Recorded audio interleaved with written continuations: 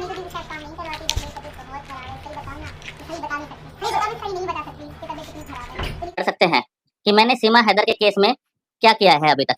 तो ये मैंने सीमा हैदर के केस में आरटीआई लगाई है। एवरीवन, कैसे हैं आप सब? उम्मीद करती हूँ आप सब अच्छे से होंगे। मैं भी बिल्कुल ठीक हूँ। मैं हूँ आपकी दोस्त दिलकश। आप देख रहे हैं रिएक्शन विद दिलकश। दोस्तों, आपने इंट्रो में एक वीडियो देखा जिसमें पहला वीडियो उस भगोड़ी का है और दूसरा वीडियो एक वकील साहब का है। तो पहला वीडियो है तो उसके अंदर ये जताने की कोशिश कर रही है औरत कि मैं प्रेग्नेंट हूँ, और दूसरा जो वीडियो है वो इसकी पिटीशन जो लगी है अदालत में, अब जो इसके ऊपर कार्रवाई होने वाली है उसके बारे में वो वकील साहब पूरी डिटेल आपको बताएंगे। तो के ऊपर कैमरा जाएगा तो वो अपने आप को छुपा लेगी। देखिए यहाँ पे ये टीना खड़ी है, इसने अपने आप को आगे कर लिया, यानी कि ये कैमरे में नहीं आना चाहती इस भगोड़ी के।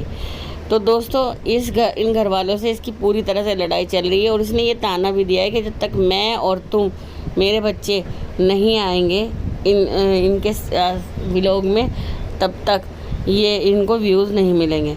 तो इन लोगों ने मना कर दिया कि अब हम ना तुम्हें लेके आएंगे ना तुम्हारे बच्चों को, तो इसीलिए वो ब्लर भी की गई थी। दोस्तों, ये भगोड़ी की जो ये वो है ना नन, सो कॉल्ड नन, इसको अब गुलाम बना दिया है इस औरत ने। अब यहाँ पर मैं एक चीज़ और कहना चाहूँगी। एक गुलमीना नाम की कोई मेरे यहाँ पे सब्सक्राइबर थे, हालांकि उसको वैल्यू मैं देना नहीं चाहती हूँ, बस मैं उससे ये कहना चाहती हूँ कि अगर वो भगोड़ी का साथ दे रही है, ठीक है, तो भगोड़ी का साथ दो, हमें कोई दिक्कत नहीं है, लेकिन हमें रोकने की कोशिश मत करना। कुछ भी करके ना बकवास किए जाती हो तुम्हें शर्म नहीं आती है? तुम लोग अगर सीमा का साथ दे रहे हो तो दो, हमें कोई दिक्कत नहीं है, लेकिन हम अगर उसकी सच्चाई दिखाते हैं ना, उसे एक्सेप्ट किया करो। और रही तुमने ये बात कही थी कि अगर ये प्याज खाती है तो हमें क्यों गैस बन रहा है? गैस हमें नहीं बन रहा है, गैस इसको बनता है, क्योंकि ये बोलती है कि मैं कट्टर सनातनी हूँ। कट्टर, किसी को कट्टर भी नहीं बोलना आता, कट्टर सनातनी हूँ और मैं प्याज नहीं खाती हूँ। ये जताने की क्यों ज़रूरत है? आज के वीडियो में भी इसने जताया है। अगर आपको यकीन नहीं आता, मैं दिखाती हूँ। प्याज लहसुन हम खाते नहीं। कान्हा जी के भक्त हैं, कट्टर हिंदू हैं। कान्हा जी के भक्त हैं, कट्टर हिंदू हैं। दोस्तों, सुन लिया आपने क्या कहा इसने? हम कान्हा जी के भक्त हैं, कट्टर हिंदू है, यानी कि हम लोग प्याज नहीं खाते, सिर्फ मिर्च और टमाटर डालेंगे, जबकि इसके खाने में प्याज होती ही होती है।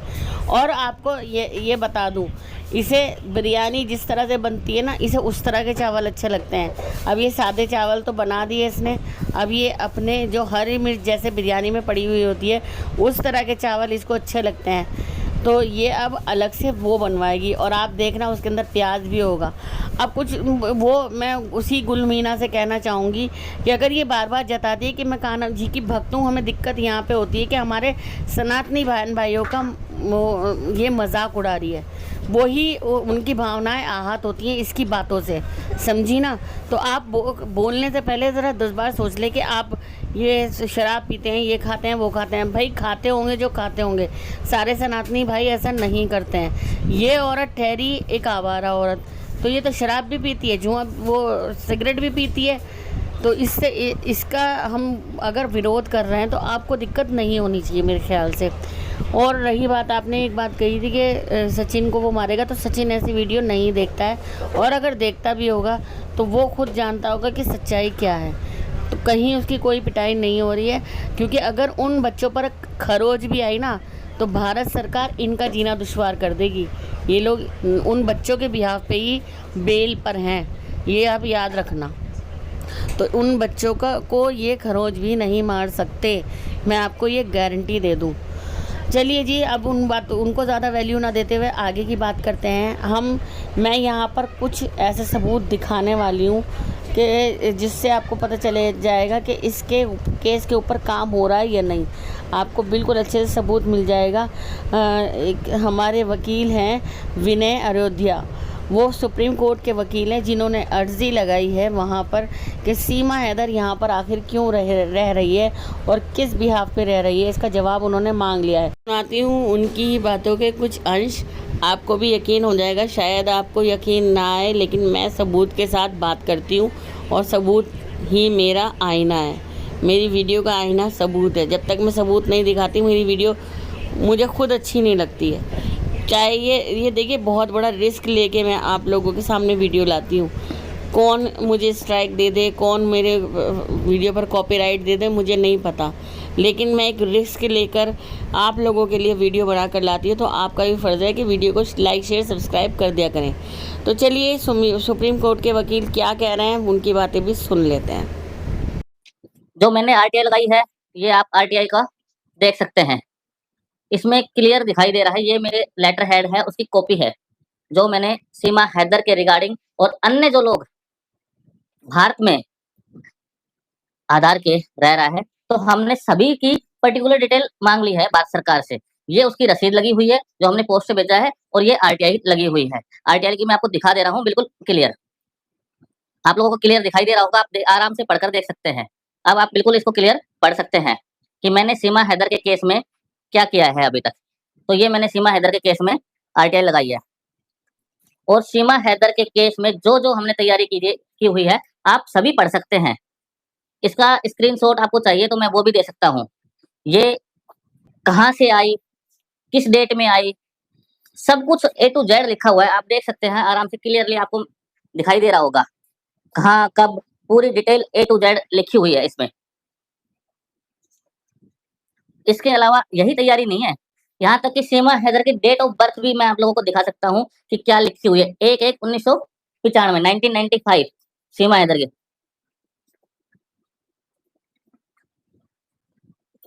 सरिता जी का मैसेज आया कि सर आप सीमा हैदर की पॉसिबिलिटी बताइए कितनी है, वो जाएगी और कब। देखिए पॉसिबिलिटी इस केस में बहुत ज्यादा है, उसको जाना ही पड़ेगा जब सभी लोग चले गए। सीमा हैदर तो कोई ऐसी है नहीं कि वो आसमान से उतर कर आई है, जाना ही पड़ेगा जब सभी लोग चले गए। सीमा हैदर तो कोई ऐसी है नहीं कि वो आसमान से उतर कर आई है।